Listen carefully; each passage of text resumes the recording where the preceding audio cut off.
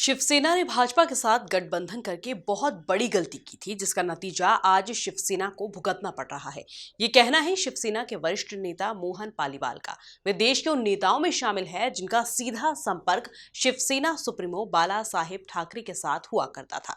वहीं महाराष्ट्र की वर्तमान परिस्थिति को लेकर मोहन पालीवाल ने कहा कि नाराज विधायकों को एक बार फिर शिवसेना का रुख करना चाहिए, क्योंकि संगठन बड़ी मुश्किल से तैयार होता है। इन्हीं मुद्दों को लेकर शिवसेना के वरिष्ठ नेता मोहन पालीवाल से खास बातचीत की हमारे विशेष संवाददाता युवराज सिंह पुरावत ने। महाराष्ट्र की राजनीति में उस वक्त भूचाल आ गया जब एकनाथ शिंदे समेत 37 विधायकों ने अपनी ही पार्टी के खिलाफ मोर्चा खोल दिया।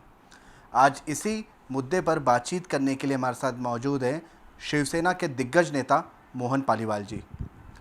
पालीवाल जी, इस पूरे घटनाक्रम को आप किस तरीके से देखते हैं? श्री छत्रपति शिवाजी महाराज की जय। हिंदू राष्ट्र है और रहेगा। मैं शुभारंभ इस प्रकार से ही करता हूँ। तो थोड़ी स्टोरी आना जरूरी है शिवसेना की। आपका सीधा प्रश्न का उत्तर दूंगा मैं। मुंबई महाराष्ट्र में शिवसेना प्रमुख हिंदू हृदय सम्राट माननीय बाला साहब ठाकरे ब्रिटिश में करंजिया के यहाँ काम किया करते थे और फिर उन्हें लगा कि मुंबई में हमारी मराठी समाज की दशा ठीक नहीं है, इसलिए शिवसेना की स्थापना विशेषकर मराठी उत्थान के लिए, महाराष्ट्र उत्थान के लिए की गई थी। ऐसे समय में 1966 में उन्होंने की और सन 1971 में मैं कांग्रेस में था। इंदिरा जी ने विधानसभा का टिकट दिया, राहुल गांधी को गोद में खिलाया और मध्य प्रदेश के अंदर कांग्रेस ने मेरी प्रतिभा को जाना नहीं और मेरा टिकट काटा। मैं इंदौर से नाराज़ होकर बाला साहब ठाकरे से मिला। बाला साहब ठाकरे से मिलना भी उस समय कोई आसान नहीं था, तो मैं पत्रकार की हैसियत से उनसे मुलाकात की और उनका इंटरव्यू लिया और फिर मैंने उन्हें कहा कि मैं शिवसेना की स्थापना करना चाहता हूँ। तो उन्होंने कहा कि मैं महाराष्ट्र में ही नहीं गया हूँ, मध्य प्रदेश तो वो दूर की बात है, आपकी उम्र कम है, इंदौर का मुस्लिम आपको काट के सूअरों को खिला देगा। और उनका चैलेंज मैंने मंजूर किया और मैंने शिवसेना की स्थापना कॉलेज के 25 मित्रों के साथ की यशवंत रोड पर। ऐसी स्थिति में आज जो ये प्रश्न खड़ा हो रहा है कि महाराष्ट्र को आज 50 साल हो गए, मुझे 50 साल हो गए बाला साहब से जुड़े हुए। आज की जो स्थिति है ये बहुत दयनीय स्थिति है। एकनाथ शिंदे मुझसे बहुत जूनियर हैं, वो कैबिनेट मिनिस्टर हैं, बुद्धिमानी से काम करना चाहिए। मातृश्री एक प्रतिष्ठित परिवार पूरे विश्व में, हिंदू हृदय सम्राट सर सेनापति श्रद्धेय बाला साहब ठाकरे ने यदि शिवसेना की स्थापना नहीं की होती तो मुंबई के, महाराष्ट्र की जनता को व्यापार करना और जीना हराम हो जाता, क्योंकि वहाँ पर दाऊद जैसे गैंगवार आतंकवादी पैदा हो चुके थे और पूरी बम्बई को लूट रहे थे। और बाला साहब यदि शिवसेना को, सेना को स्थापित नहीं करते तो शायद लाखों करोड़ों लोग जो मुंबई में रह रहे हैं वो नहीं रह पाते, जो आज स्थिति बंगाल की हो रही है। तो प्रश्न ये है कि आज महाराष्ट्र की सरकार यदि कुछ अनबन हो रही है विधायकों में और वर्तमान शिवसेना प्रमुख उद्धव ठाकरे जी में, ऐसा नहीं होना चाहिए था और ऐसा हो रहा है तो वो भी गलत नहीं कर रहे हैं।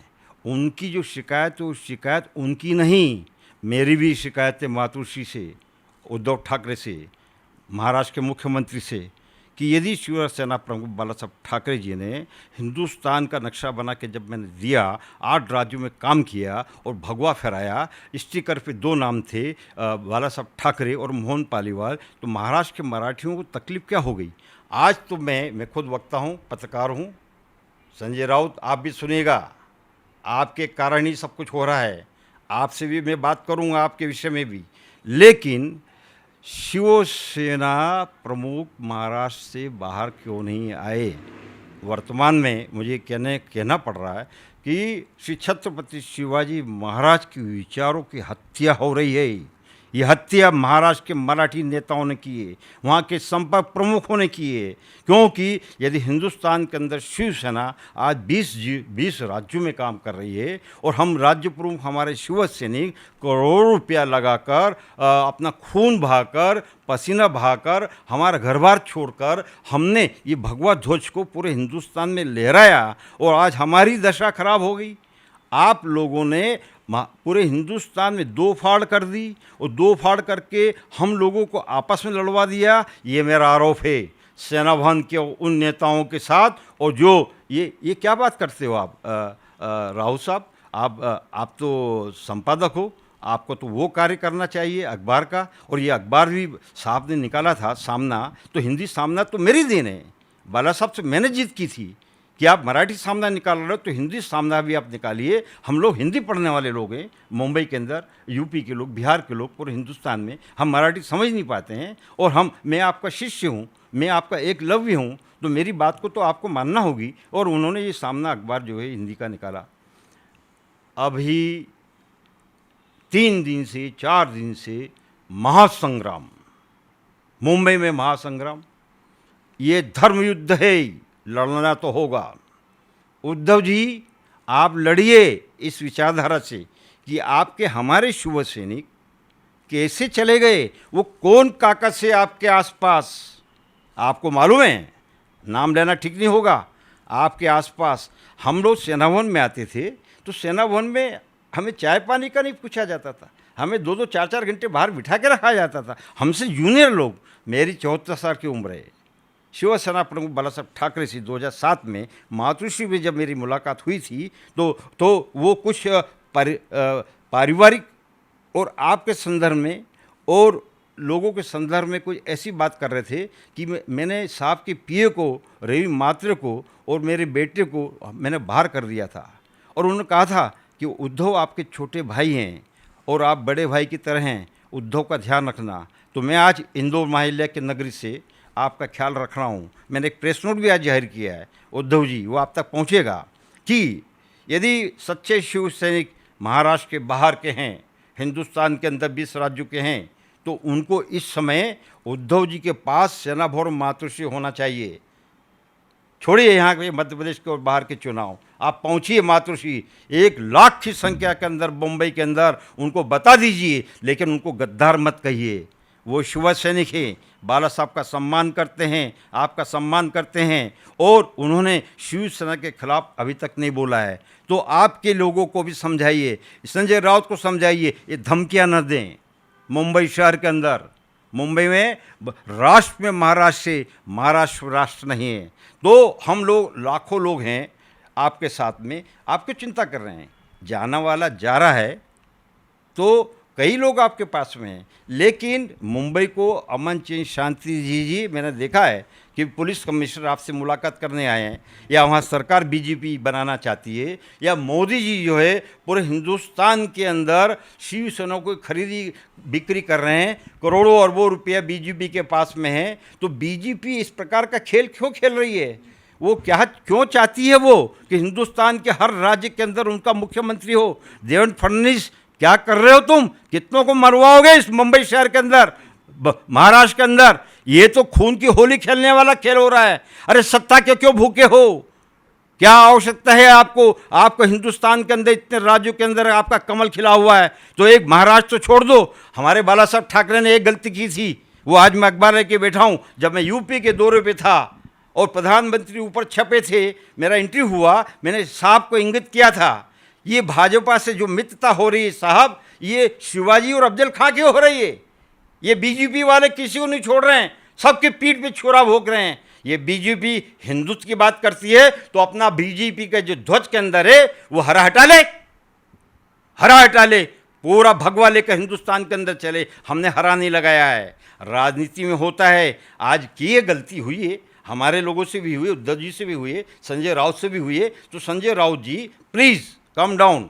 आपको कोई अधिकार नहीं है मुंबई में कि आप मुंबई में दादागिरी करें। हम यूपी और गुजरात और पूरे हिंदुस्तान का कॉस्मेटिक सिटी है, हम लोग वहाँ पर रहते हैं, हमारी भी ज़मीन है, हमारा भी व्यापार है, हम आपसे डरने वाले नहीं हैं। यदि बाला साहब ठाकरे इस वक्त होते तो इस पूरे चक्रव्यूह को किस तरीके से भेजते? क्या स्ट्रैटेजी रहती उनकी? शिवसेना प्रमुख होते तो इस प्रकार की गलतियाँ ही नहीं होती जो गलतियाँ की है। मैं उनसे भी कहता था कि साहब, मैं ऐसा दिखता हूँ कि आपके आसपास जो है कुछ काकस है, चमचे है। बोले चमचा वर्ड कहाँ से आया? मैंने इंदिरा जी के आसपास भी चमचे थे, वही शब्द मैं आपके लिए उपयोग कर रहा हूँ। तो ये जो है बाला साहब अनुशासित थे, शिवसेना को प्यार करते थे और उनका सम्मान में शिवसेना अपनी जान देने को तैयार होती थी। मेरा जैसा व्यक्ति शिवसेना प्रमुख बाला साहब ठाकरे के लिए जान देने को तैयार है, मातृश्री के लिए तैयार है, उद्धव जी के तैयार है, मेरा परिवार है, मेरा पूरा जीवन मातृश्री को दिया है और मुझ पे ही हमले हुए। मैंने ऐसी क्या गलती की थी कि मुझे मध्य प्रदेश के अंदर काम करने से रोक दिया गया? मैं भी तो नाराज़ हूँ, लेकिन मैं अपने अच्छे शब्दों का उपयोग कर रहा हूँ, तो आप भी अच्छे शब्दों का उपयोग करिए। और मैं इससे अपने एकनाथ शिंदे से कहना चाहता हूँ कि एकनाथ शिंदे जी वापस लौट आइए। यह हमारा उत्तर भारत का, हिंदुस्तान का निवेदन है आपसे। ये शिवसेना यदि मुंबई में नहीं होगी तो मुंबई में हिंदुओं का और व्यापारियों को रहना मुश्किल हो जाएगा और ये बहुत बड़ी गलती हुई है। इस गलती को स्वीकार करना चाहिए। और मुख्यमंत्री क्या है? मुख्यमंत्री तो आयाराम गयाराम होते हैं। अब आप मुख्यमंत्री बने, आप तो वैसे ही मुख्यमंत्री थे, बाला साहब वैसे ही मुख्यमंत्री थे। महाराष्ट्र के मुख्यमंत्री हो या बाहर के मुख्यमंत्री हो, बाला साहब की जेब में हुआ करते थे। बाला साहब किसी भी राजनेता से मिलने के लिए नहीं गए हैं, वो सेना प्रमुख थे। उन्होंने अपने मान सम्मान को ठेस नहीं पहुंचने दी और पूरे हिंदुस्तान के राजनेता बाला साहब से सेना भवन, मातृश्री, सर्किट हाउस में मिलने के लिए आते थे। इसलिए मैं ये कहना चाहूँगा कि दोनों पक्षों को कि अभी कुछ नहीं बिगड़ा है। जो 50 MLA 40 MLA एकनाथ शिंदे, सुनिए, शिवसेना के कारण आप हो और शिवसेना के कारण ही शिवसेना है और उद्धव ठाकरे और बाला साहब थे।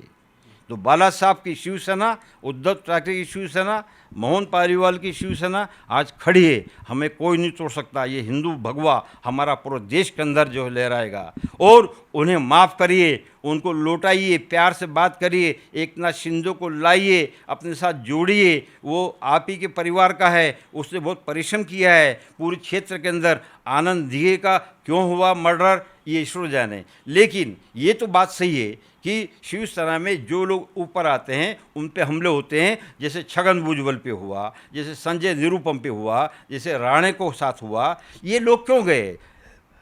आज शिवसेना छोड़कर जाने वालों की लंबी लिस्ट है। गुलाबराव गावंडे स्पोर्ट्स मिनिस्टर थे, वो बाला साहब को प्यार करते थे, मराठा समाज से थे। कई दिग्गज नेता शिवसेना को छोड़ के गए हैं। उसका कारण बताइए आप। क्या सब उन्हीं की गलती हैं? आज ये जो 50-40 MLA जा रहे हैं, क्या उन्हीं की गलती हैं? क्यों आपका ये काकस उनको आपसे मिलने नहीं दिया करता था? और क्यों नहीं जो है समय निकाल के ये नाखुश कैसे हुए? इतनी बरादरी, इतने लोग एक साथ नाराज आपसे हो गए, ये तो आश्चर्य की बात है। पूरा देश, पूरा विश्व देख रहा है कि महाराष्ट्र की राजनीति में इतनी उथल पुथल हुई है और ये नहीं होना थी। मुझे आज बहुत दुख है। मेरी 74 साल की उम्र है। मुझे आप आमंत्रित करिए मातृश्री में, मैं भी आपकी मदद करना चाहता हूँ। मैं नाराज़ जरूर हूँ आपसे, लेकिन मैं घर बैठकर आपसे बात करूँगा। मीडिया के माध्यम से बात नहीं होती जिस प्रकार से आज मीडिया के माध्यम से बात हो रही है। आपने ठीक कहा, आइए मातृश्री, आइए, बैठिए और चर्चा करिए। कोई गुस्सा है तो उसको दूर करिए, लेकिन शिवसेना को तोड़ना, शिवसेना मन में, महाराष्ट्र में जमीन पर है शिवसेना। और ये पोस्टर यदि उसका लग गया तो उसको काला करने की क्या ज़रूरत थी एकनाथ शिंदे का? जी, महाराष्ट्र में जो राजनीतिक भूचाल आया है, इसका जिम्मेदार आप किसे मानते हैं, उद्धव ठाकरे या एकनाथ शिंदे? देखिए, प्रश्न बड़ा गंभीर प्रश्न है। ये भूचाल मैं नहीं मानता। मीडिया है, प्रेस है, लिखे जा रही, बोले जा रही है। और ये भूचाल कहो तो फिर ऐसा कहो कि ये हिंदुत्व का महासंग्राम है, ये धर्म युद्ध है। और धर्म युद्ध के अंदर कभी मातृश्री या लाखों शिव सैनिक मुंबई के पीछे नहीं हो सकते। वो लोग ऐसा कोई कदम ना उठावें, पत्थरबाजी नहीं करें, बोतलें नहीं फेंकें, काला नहीं करें किसी का मुंह, किसी को डरावे नहीं, चमकावे नहीं तो हम तो आपस में लड़ जाएंगे और पूरे विश्व के मुसलमान आप पे हंसेंगे, आप पे देखेंगे कि कैसा इस शिवसेना का बेहाल हो रहा है। बाला साहब होते तो नहीं होता, आप हैं तो क्यों हो रहा है? इस बात को आपको गौर करना चाहिए। उनकी जो शिकायत है राम मंदिर के लिए, वो जाना चाहते थे, उनको भी रोक दिया गया। तो अभी ये जो भूचाल है, इस भूचाल को 2-4 दिन 5 दिन और लगेंगे थमने में। और भारतीय जनता पार्टी के जो नेता हैं इस प्रकार का माहौल पैदा करके मुंबई शहर के अंदर क्या वोट ले लेंगे? आज यदि बीजेपी के और शिवसेना के लोग आमने सामने आ गए, ये शिवसेना में ही शिवसेना के लोग आमने सामने आ गए, तो पूरा ज़माना उस पर हंसेगा। तो इसको रोकिए उद्धव ठाकरे जी प्लीज़। और आप ये जो शरद पवार साहब, इन पे भी तो आरोप लग रहा है। शरद पवार तो वो भीष्म पितामह हैं। मुझे तो लगता है कि एनसीपी के शरद पवार का ही ये खेल है। शरद पवार ने पहले आपसे मित्रता करवाई और उनके भतीजे से एक दिन का मुख्यमंत्री बना के, उप मुख्यमंत्री बना के लाखों करोड़ों रुपए का खेल उन्होंने रात भर में कर लिया और उसको आपको उन्होंने मुख्यमंत्री बनाने का ऑफर दे दिया। और जितने भी उनके केसेस से लाखों करोड़ रुपए के, वो शायद अंदर फाइलों निपटा लिए गए। तो ये भीष्म पितामह हैं। शरद पवार से भी बचिए, कांग्रेस से भी बचिए, सोनिया से भी बचिए और उन सबसे बच के अपनी शिवसेना को संगठित करिए, नहीं तो शिवसेना का वहाँ पर रहना बहुत मुश्किल हो जाएगा। हम कमज़ोर हो जाएंगे, इतना लोग हमारा साथ नहीं देंगे, क्योंकि हिंदुस्तान का बाहर का शिव सैनिक भी आपसे नाराज़ है, मैं भी आपसे नाराज़ हूँ, लेकिन हम ऐसे कदम नहीं उठा रहे हैं। और ये दादागिरी, धमकी, ये जो बातें हो रही है, इसको रोकिए प्लीज़। सेना का काम शांति स्थापित करना है, सेना का काम आगजनी करना नहीं है, दंगा करना नहीं है। इसलिए ये जो ज्ञान की बातें कर रहा हूँ, आपसे उम्र में बड़ा हूँ, अनुभव हूँ, शिवसेना प्रमुख बाला साहब ठाकरे के साथ मैंने काम किया है और मैं कमेटी के अंदर होता था। मैंने अपना जीवन खून पसीना सब बहाया है। और एक बात और कहना चाहूँगा, अभी बहुत ज़रूरी बात है, ये मेरे उत्तर भारत की बातें हैं। देखिए, सुनिएगा उद्धव जी, आपको शायद जानकारी नहीं है कि आज तक इस हिंदुस्तान के 20 राज्यों में 50 करोड़ रुपया हम खर्च कर चुके हैं। 50 करोड़ रुपया पूरे 20 राज्यों में। 20 राज्यों में 1 अरब रुपया खर्च हुआ है, एक राज्य में 50 करोड़ रुपया खर्च हुआ है। इस प्रकार से हमारे यहाँ कई लोग मारे गए हैं, कई शहीद हुए हैं। कोर्ट केस कम से कम 50,000 केस हमारे शिव सैनिकों पर लगे हैं 50 वर्षों के अंदर।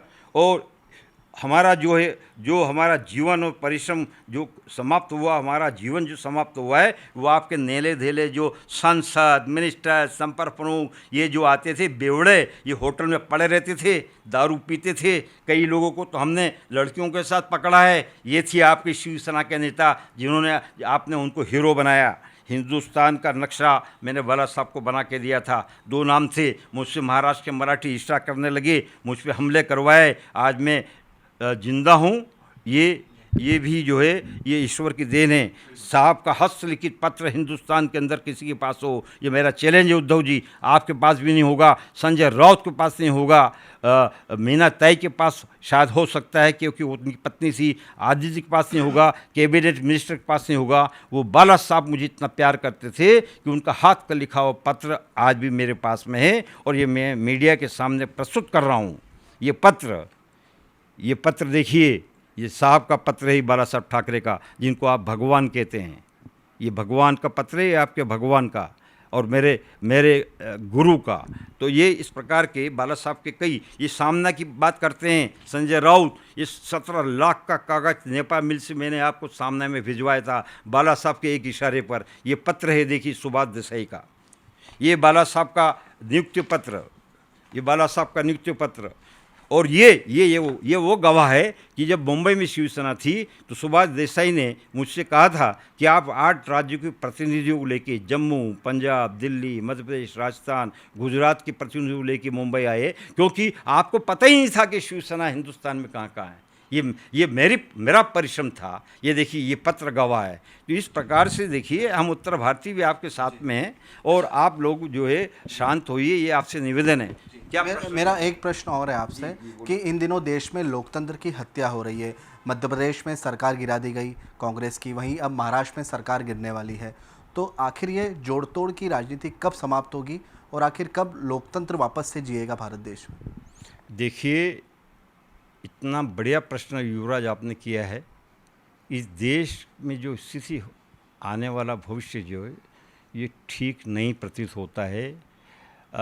राजा महाराजा चले गए, प्रीपर्स आ गया था। उसके बाद राजा महाराजाओं के पास सोना, चांदी, हीरा था।